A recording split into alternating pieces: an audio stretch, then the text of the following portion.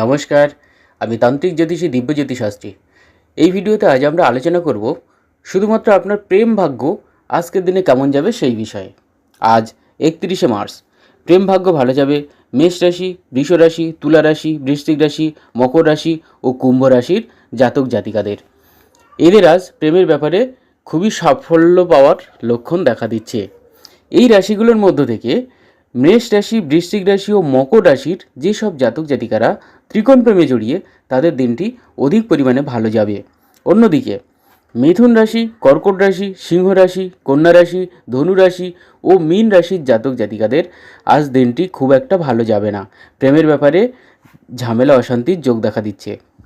এই রাশিগুলোর মধ্য থেকে মিথুন রাশি, সিংহ রাশি ও ধনু রাশির যেসব জাতক জাতিকারা ত্রিকোণ প্রেমে জড়িয়ে তাদের দিনটি আরও বেশি করে খারাপ যাবে।